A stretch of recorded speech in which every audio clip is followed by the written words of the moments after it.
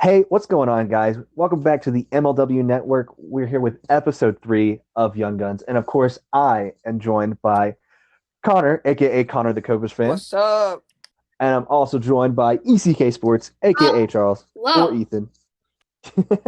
And today, guys, we have a really fun video. We are doing our top 10 current players. This is probably going to be an interesting list for all of us to see who we place where. I mean, it's really hard to even get just 10 onto a list because a lot of these guys are really talented. And I think we're going to have some, I guess, notable snubs in the comments that we'll hear about. But yeah, anything to say before we get into this, Please guys? don't get too heated down below in the comments section. Because I don't know, but There are kids watching. Join the MLW Discord. If you want to make it PG-13 and R, keep it PG down in the comments, okay? Yeah. Okay. Yeah. All right. So let's jump into our honorable mentions. Connor, you go ahead and go first with your three my honorable mentions are Ben Wilson, Brendan Jorgensen, and Liam Jackson. I will say this: if we were doing this in the middle of the season, Jorgensen would be on the list. But after the playoffs and his second half, I still think he is a top 15 player. But I'd put him in the 11 to 13 range. Yeah, I mean, I totally see what you're saying with your honorable mentions. I don't have any of those guys on mine, but I definitely see why you put him there. So I actually have 4 honorable mentions. Okay, sure, hit him. Okay, yeah. So go ahead. all right, I'll say I have Sean Flynn, Ben Wilson, Alec Gorda, and Drew Davis. Okay. No. Oh, that hurts. Okay. I can see where you're coming from. I heavily disagree with maybe one of those for sure. But I can understand why you would put them off the list. Also, I will say this. Yes. Ethan is a Preds fan. Me and Michael are both Cobras fans. So there may be some bias in here. 2v1. 2 snakes versus a cat. Yup. You know. Your turn, Michael. Yeah. So for my honorable mentions, I have Trevor Bonham. Okay. I have Andy Durand, and I have Alex. I'll be honest. I think we all in general have all of us have one that someone could disagree with. Some people may not put Trevor Bonham as a top 13 player. Yeah. Or Liam Jackson. Or probably most people would put Drew Davis in the top 10. So I think we all have one of those that are kind of a little bit confident. Mm-hmm. Yeah. And it's really hard to gauge just talent in general, and especially because we could all pretty much flip from this day to day. When we think about it, if we could just go throughout the list and this is obviously our opinion. You'd have to look at if you wanted the real top 10 players, you'd be looking at statistics and stuff. I will tell you guys right now, Kyle is not my number one. That may turn some heads, but I know who's number one on your Kyle. Don't spoil. Kyle would be number one in stats and stuff, but Kyle's not my number one. So this is kind of off opinion and how we actually see them play, and not necessarily the numbers. Oh, I know.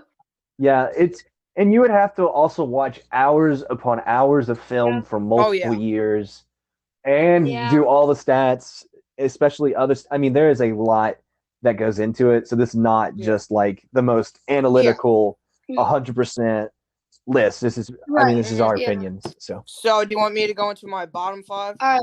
So at number 10, I have Drew Davis. Okay. At number 9, this probably is my most hot take. I have Jonah Heath. Ooh. At number 8, I have Tommy Coughlin. At number 7, I have Nick Saylor. And at number 6, I have Daniel Schultz. So number 10, Andy Durand. Number 9, Tommy Coughlin. Number 8, Brendan Jorgensen. Number 7, Jason Chadwick. Number 6, Nick Saylor. Ooh, okay. Oh, dang. A lot of interesting ones. But here's my list, from 10 to 6. I have Brendan Jorgensen at number 10. Number 9, I have Nick Saylor. Number 8, I have Drew Davis. At number 7, I have Jimmy Norp. And at 6, I have Chris Cheetah. Ooh, okay. I believe you two didn't. Ethan, you had Jorgensen on yours, didn't you? Yes, I did. We both had Jordan. So I didn't have Jorgensen. Yeah. You guys didn't have Heath, and Ethan didn't have Drew. But we all, and then you guys probably have Dan higher up. But we all had Sailor and Tommy, didn't we? Yeah. Yeah, we both had Sailor. No, I didn't have Tommy. I didn't have Tommy. Wait, so and you didn't. Yeah, I definitely don't think Tommy's a bottom 5 player. Okay. In the bottom and half of the top. So yeah, I would agree with both people's lists. I don't think there's anything super controversial about Yeah, it. I think like the highest. Yeah.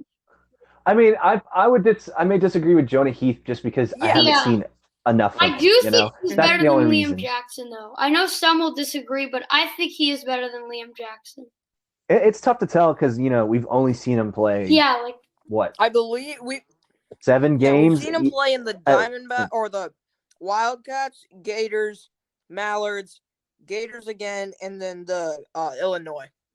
And they've we really only seen them pitch. I mean, Liam pitched 4 innings and Jonah pitched 6 in the MLW, and that was against a weak Gators and who was the other team? He pitched against. I mean, it's like he pitched every team he faced against. So he pitched against the Cats. Yes. He won that game.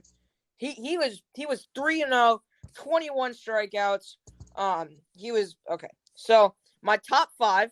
Now this might turn some heads. Number 5, I have Jason Chadwick. Number 4, I have Chris Cheatham. Number 3, I have Jimmy Norp. Number 2, I have Kyle Schultz. Whoa. And at number 1, I have Ryan Cratch. Nice list. All right, I like your list. From number 1, that makes me like your list. I don't care. Number 2, number 3, number 4, number 5, number 1. I like number 1.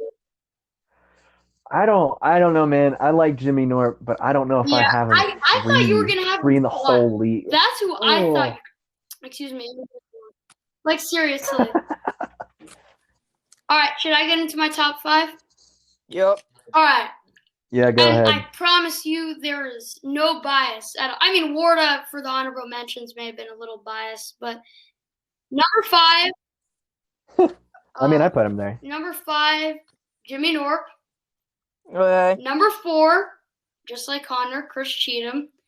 Okay. Number 3,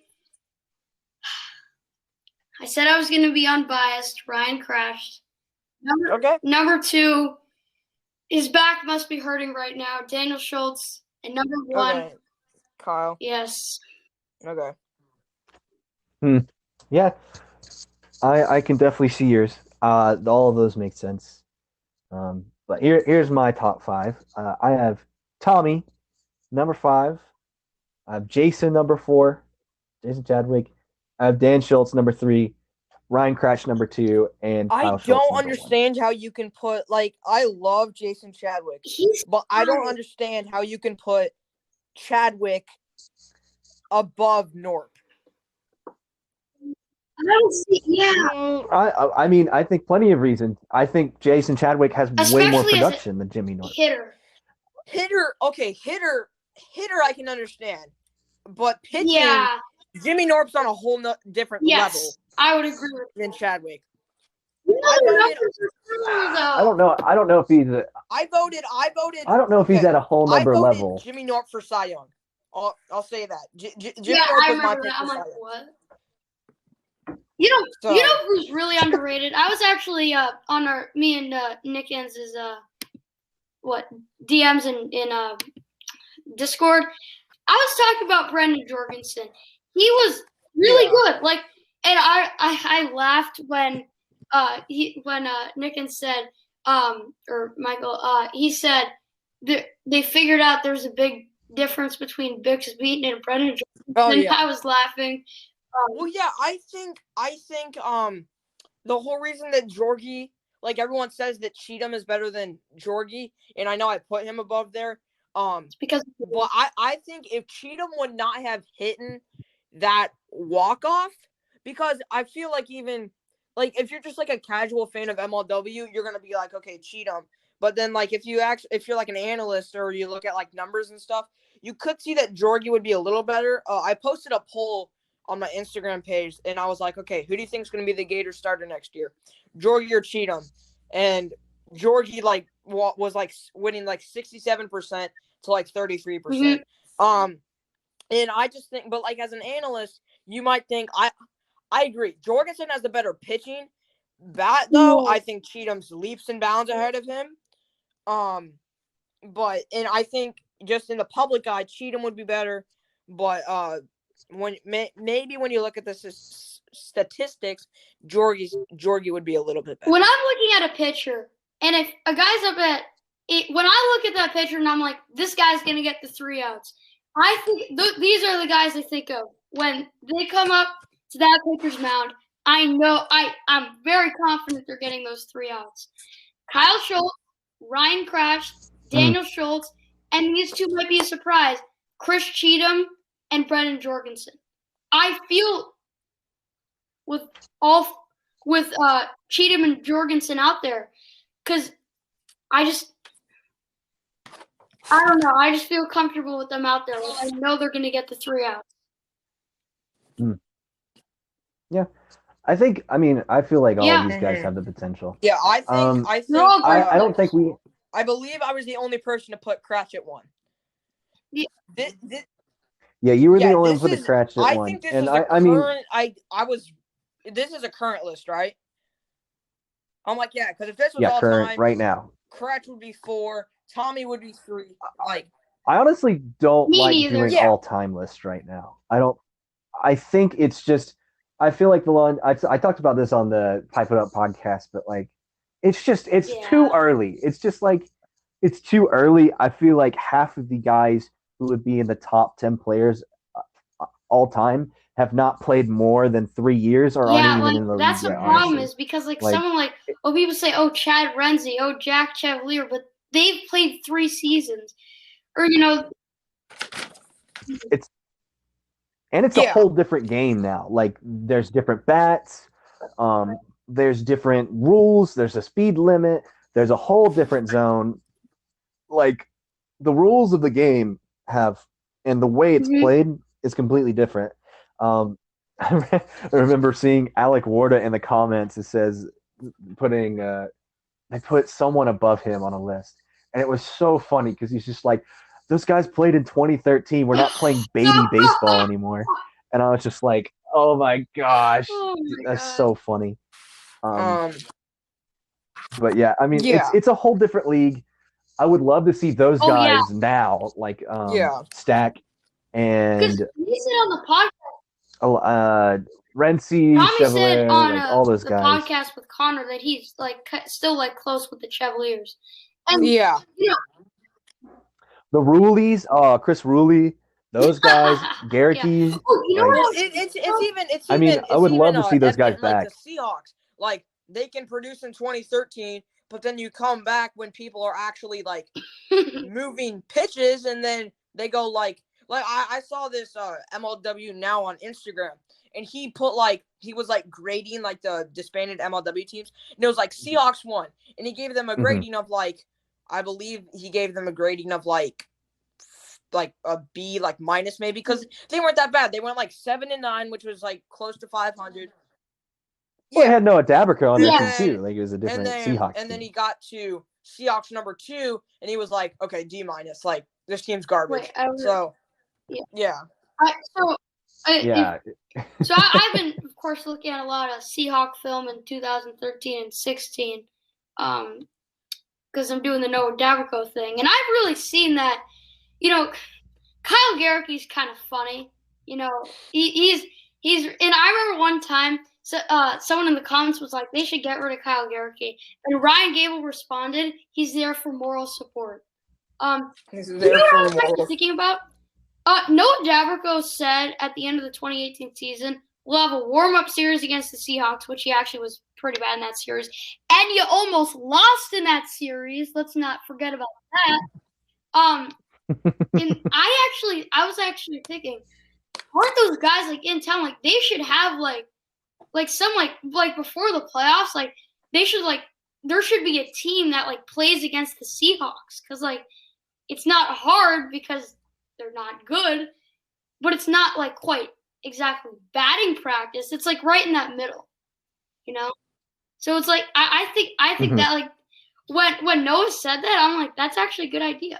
And with the Seahawks, you know, especially in 2017, they had some good hitters, you know, but they just didn't have any pitching. Yeah, it's interesting. I mean, we can go into. There's so many different players that can play in the league, and there's a lot of different pieces, parts that are constantly moving. We're excited. I think that maybe even after the drafts, our top 10 players will change. I'm sure we'll come back to this. Maybe this topic, maybe in the middle of the season, to see how our lists have changed. Maybe a little reaction to it. But yeah. That has been that for this episode of Young Gun. The Ryan Cratch fan here had put him the lowest on the list. I know, it's crazy. I mean, maybe it's because you're taking a little more critical, your own team, but it just happens to the best of us, But yeah, that's gonna wrap it up for this episode. Make sure you like and subscribe. Let us know in the comments your top 10. Who do we get right? Who do we get wrong? And yeah, we will see you guys next time. See you guys. Hey, you stole my line, Audrey.